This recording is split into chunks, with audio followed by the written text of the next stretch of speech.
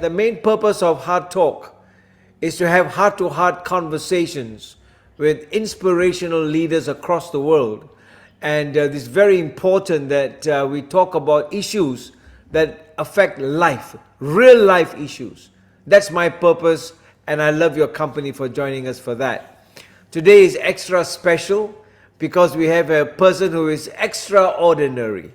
And it's amazing because, I looked through LinkedIn and I was looking for this women of valor. And there was just one woman of valor. There's an ancient proverbial scriptural saying that goes like this: woman of valor, who can find her? I found one. And so today we are delighted that my guest today is a lady who is creating waves in India and across the world. And she is a norm breaker. She breaks all things that are normal because she is extraordinary. She's a rebel with a cause. If James Dean, the American actor, were to retake his movie Rebel Without a Cause, he would have changed it to Rebel with a Cause, and he would have definitely got this woman of valor to be his co-star. And so I want to quote in her own words: I don't bother what people say. I lead my own life the way I want it, on my own terms, and my goals and aspirations are my own. I am not following anyone. I have charted my own path, which I'm following every single day. Friends, at the age of 12, she encountered an emotional, frontage where she was challenged because of society. And this is a story, this is a journey of untold emotions. I say untold because very often all of us go through emotions which we tell ourselves, nobody else knows. But today we know that she has charted a course for herself. She's a woman with determination. She's a change enabler. And I want you to join me and welcome Lieutenant Commander Sadhana Giri. Welcome, Sadhana. Thank you, Dr. Charles Lee. That was wonderful introduction.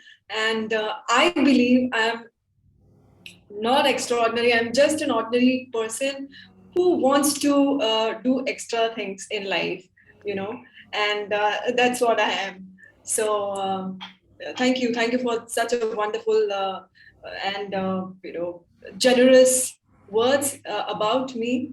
I don't know if I deserve them. Maybe 10, 20, 30 years down the line, maybe I would think that now maybe I can deserve these words, but I have a lot to achieve.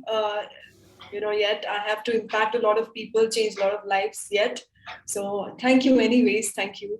That was really encouraging, and your life is really inspiring too. Thank you. Thank you No, for it's having it's me. it's a, it's a wonderful pleasure to have you join Heart Talk. As I said just now, it's about heart-to-heart conversations. A lot of people talk through their brains and talk to their minds and live from their heads. But I think you are a person whom I've come to know who has lived your life through your heart. You have followed your heart and you have charted a course that many listen to and want to follow, and you're a symbol of what it is to be a lamp, a lady with a lamp, where there is a light and others can look at it, and you did in your own time. And we're going to discuss about that as we go along the next half an hour, how you saw examples in other people and who became models in your own life.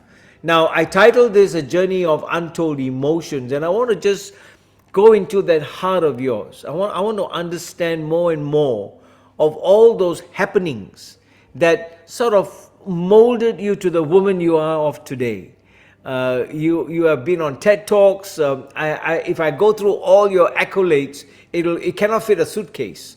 So I'm going to actually seek out the difficulties in your life and how you overcome them, Sadhana, which is going to be very interesting because, and I want to start at the age of 12. I know what happened when I was at the age of 12. Those are very formative years, and emotions can leave scars.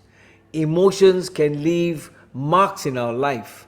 And when we look back at them, it's a healing process. But you have taken those emotions and made it your cause for today.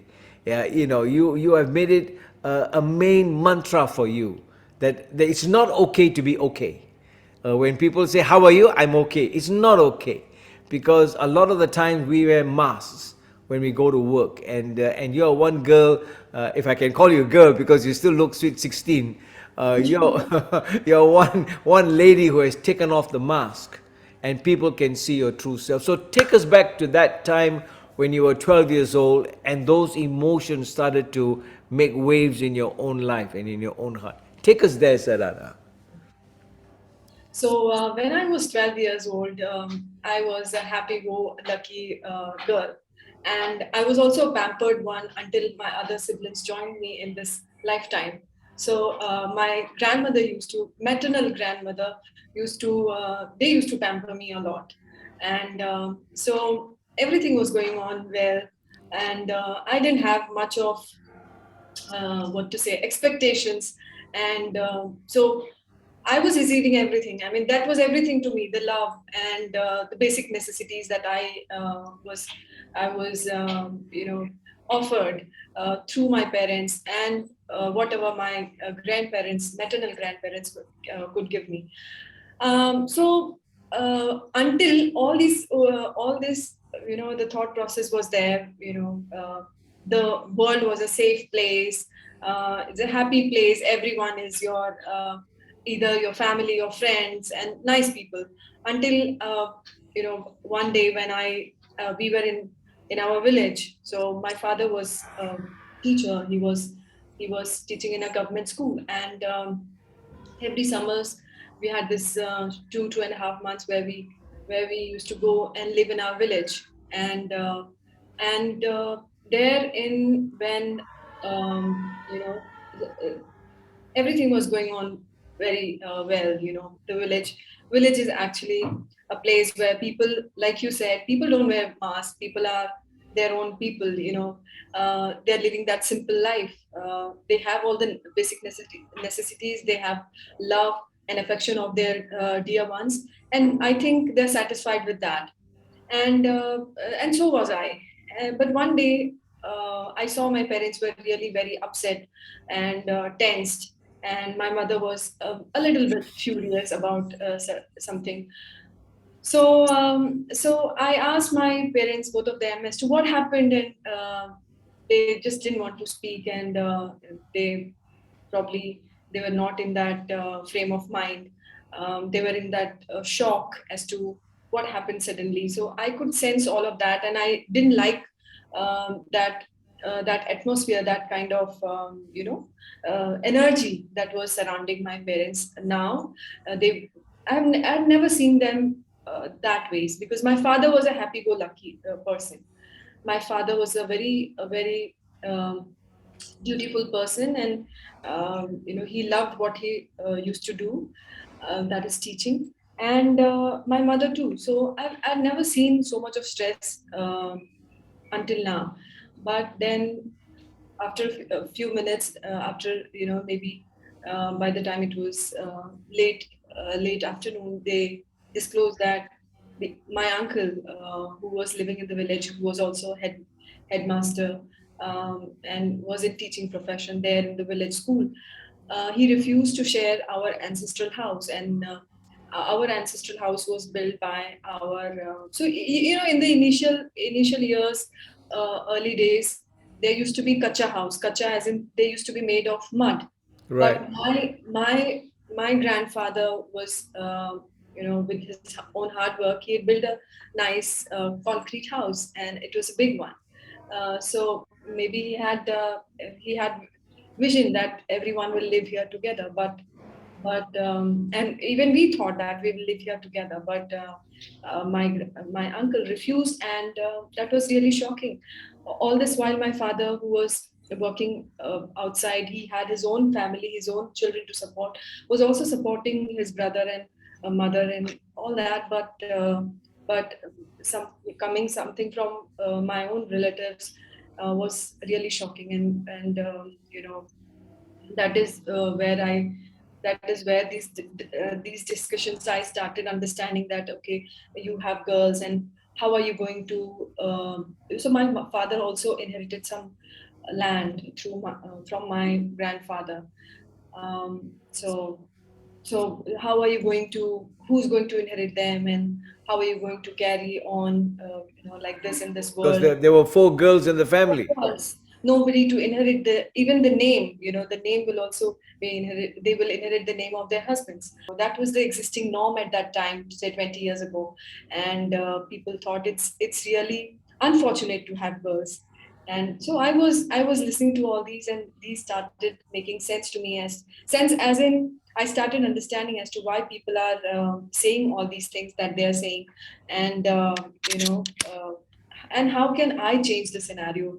So for me, I knew that I'm privileged in certain ways, but I knew that if I don't work hard, I don't have I don't have so much of wealth to inherit, and my father not having so much of fortune, that something like that. So I knew I come from a humble family, and I knew that I had to have my own standing in this world. And then the education, the studies, which I was like just okay, I started taking it seriously, and I started studying. I started um, coming out. I started taking initiatives. I started participating in a lot of extracurricular activities. I started leading, and I started volunteering. I was part of youth parliament, of This is in school. this is in school, yes. So After this 9 and 10. particular, so this emotional situation where the inheritance was being questioned, and you were not being able to be accepted by the patriarchal society, because Yeah. there were four beautiful girls in the family, and who's going to marry into them, and where's the wealth and all that. So in order to find yourself some form of security, you ventured into education. Yeah, Is so that right? why? Yes, yes, because I knew, and I could see that even in the village, some people with that mindset were not supporting their girls' education, and I knew that education was the only thing which can change our lives. I'd seen my father, and I'd seen some people of his age who are uh, who are still in the village, and regretting maybe not having studied well, or not having finished their graduation, and so on and so forth. Okay. So I could see that education is the only thing which can open our minds, and which can free us from prejudices, which can bring a lot of opportunities, and definitely education can certainly change our lives in many ways, So that was the financially, spark. socially, yes. That was the spark that started, and so in school, and you grew into that whole atmosphere of fighting for what is right for you, right? I mean, fighting within the words, within inverted commas, Yeah, and and yeah, mm, and I was a quite aggressive. I mean, I was quiet, and I was observing everything, and I was processing everything inside all this time. I became suddenly quiet in my school and college. I was not making so many friends and all that, because I was processing these things, and I was maybe I was, because I wanted to manifest them. I was quiet, and I was focusing all my energy into studies and becoming someone better. right, right. So when you fast forward now from there, how did this part of your life end up in the Navy, in the Indian Navy? I mean, were you growing into that teenage group where you saw all these men in uniform, and like the officers, gentlemen, and was that what happened and got you into the Navy, or what? Uh, uh, so men in uniform, definitely they are the most charming men in the world. But I did not have those. I was not so fortunate to be surrounded by men in uniform. But there was this youth organization there is still in our country, which is the largest youth organization. It is called as NCC, Naval Cadet Corps, and that was actually something which a major landmark, I would say, which actually instilled a lot of discipline, punctuality, and love for the country. The patriotism for this thing. So yes, so there was a change, and the uniform, you always had to kind of prepare your uniform before you wear them, and go out there and march them. All of us young people there, with dreams in our eyes, we were there marching together, Shoulder leading, to shoulder. yeah, shoulder to shoulder, leading once in a while, and representing our directorates and states. So that really changed my life, and I started seeing myself in uniform. And there was another great woman in our country at that time. She still is governor of uh, she's still a governor of a state. Her name is Dr. Kiran Bedi. She was an IPS officer, as in a police officer, and she was making headlines everywhere when I was young. When I was in say class 12, or just in my during my undergraduation and all that. So I was aspiring to be someone like her, a strong woman, who's there, Right. standing in front of, say, men, and serving the nation, and making her own name, carving her own path. So that was wonderful to have someone like her. I did not have in my family anyone, to emulate someone like that. But definitely, she was a very important individual who was inspirational in my life. And then there was Dr. APJ Abdul Kalam. And then I used to read their books. And that was really inspirational for me. I mean, did you have that sense of, I'm going to show this village people what I'm capable of, that kind of thing? Because I was in the army for 2 years. So I know what it is to be a captain, and just to put on that uniform with the three pips. I had a baton in my hand, and guys would salute you. I mean, it was, It in was our fun. terms, we call it Gaya, it was like style, that kind of thing. Yeah, yeah. So armed forces gives you that exposure, and there are 100 men who are saluting you every day. You receive that salute. You are in a commanding position. So definitely, and my college years definitely gave me that confidence, because then all I wanted to do in my college was to lead, and I stood up for elections, and I won that election in my college, and I rose to become um, uh, student council president, and I took a lot of initiatives for my college. Wow. Yeah, organized a lot of functions.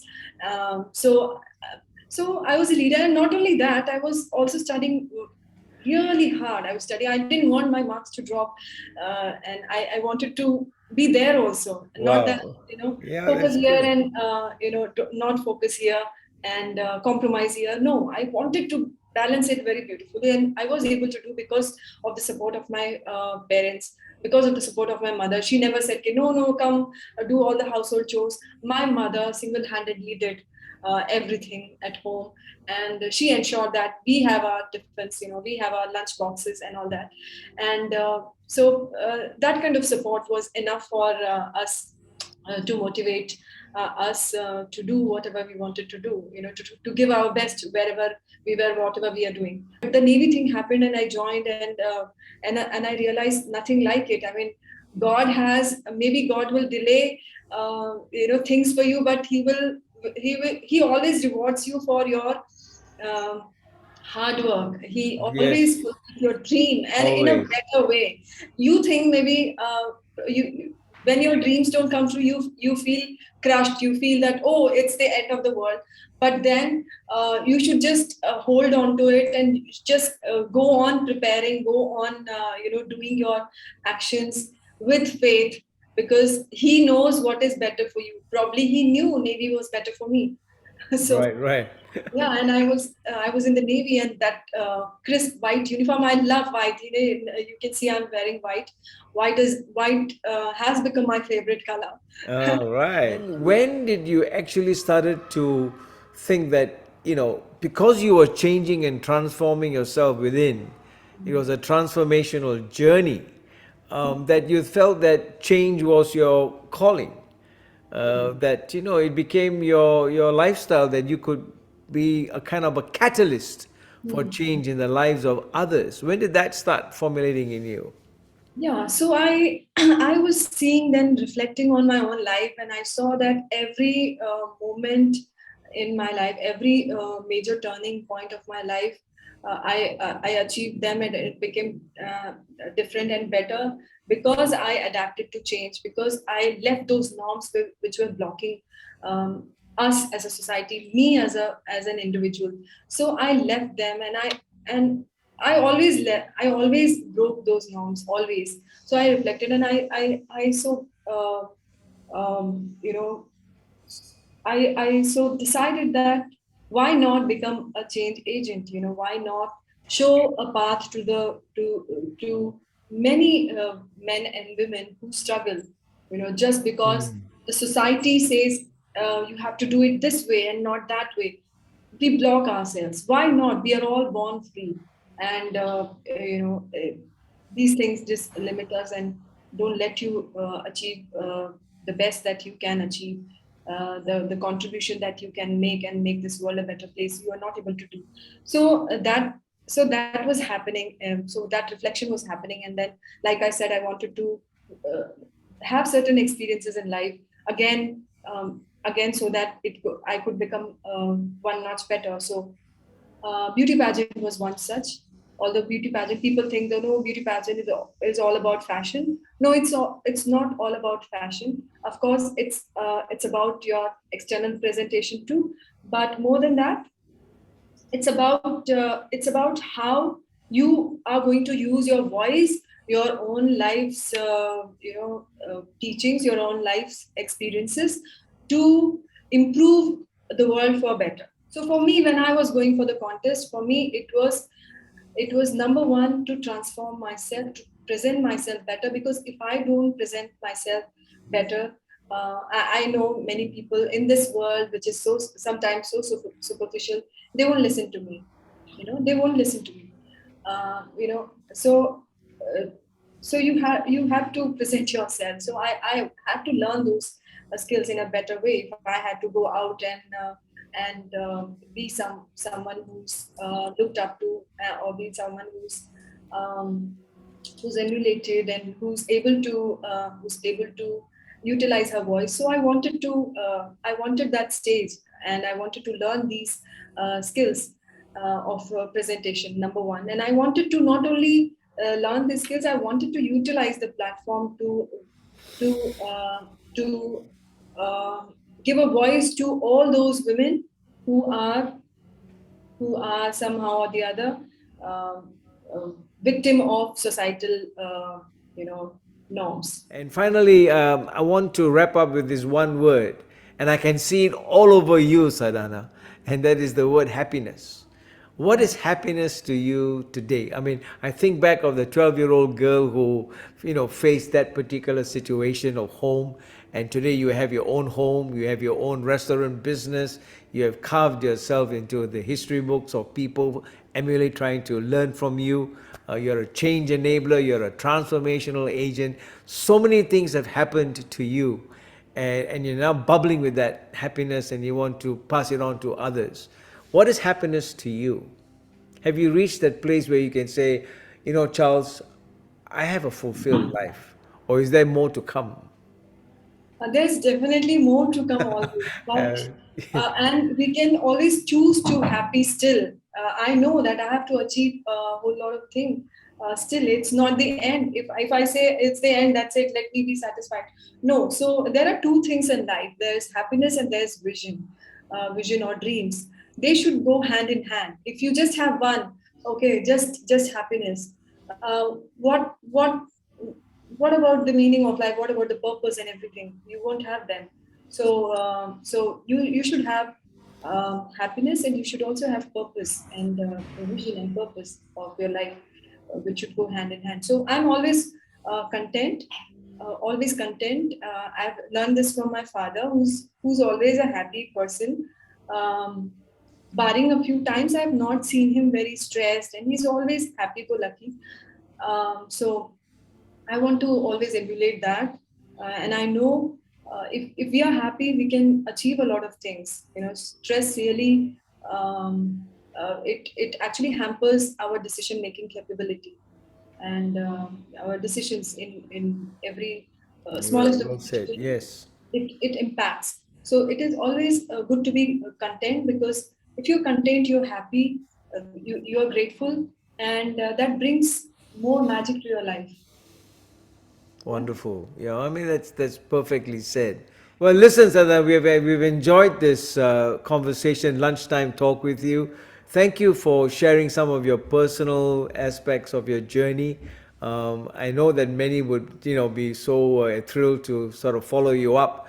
And how can one connect with you, or could you give us some connections that people can want to write to you and know more about you, or follow your journey on? How do they do that? Yeah, so I'm there as Lieutenant Commander Dr. Sadhana Giri, retired as in the LinkedIn, and there's Instagram, which has the same account, Lieutenant Commander underscore Sadhana underscore life coach. Um, Even in the Facebook, Lieutenant Commander Dr. Sadhana Giri. Yeah, there is only one in the whole world. There is only one Lieutenant Commander Dr. Sadhana Giri, and that's me. So please go out there and Google me. And even if it is Instagram or LinkedIn or my website, which is sadhanagiri.in, you'll always have a WhatsApp number, so you can always reach me. Wonderful, wonderful. Well, I hope you've enjoyed yourself too. It's been enlightening to know your journey, and I know that we will continue to meet up again one more time, and maybe go deeper into transformation, and how does one transition from one place to the other. But Sadhana, I want to say these words which I've just done in my recent LinkedIn post, and I'll read it to you. It's from Ralph Emerson. Do not go where the path may lead. Go instead where there is no path and leave a trail. Yes. And it's a beautiful, it's a beautiful verse. And I think that what you have done is you're a trailblazer. And that is every trail that you have laid on in your life, there are many who are actually seeing your footsteps in it. And it's not a path that others have gone through. And I think all of us should have our own path, where we are behind the wheel, and take control of our lives and own it. I think the greatest gift in life is to be able to own your life, and not let anybody else, and not live it for someone else. And I think that's the path of life. So once again, thank you very much for joining us on Heart Talk, and we wish you all the best and continue to sail on. I'm sure that Navy spirit in you is still there, to move on, and I hope that we'll be able Enthusiasm to. for life is always there. Amen, amen. Yeah, okay. Well done, and thank you very much.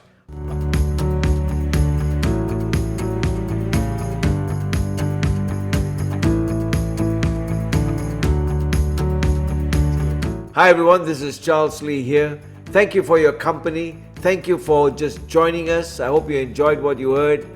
And if you did, then please press that subscribe button right now and click that bell so that you will hear that sound that we are coming on live on YouTube. You can also get me on Facebook, Heart Talk, Dr. Charles Lee. You can also get me on Instagram, Heart Talk, Dr. Charles Lee. And on all these social medias because of you. And we can have that abundant life if we are together. So once again, thank you, and subscribe, please, right now.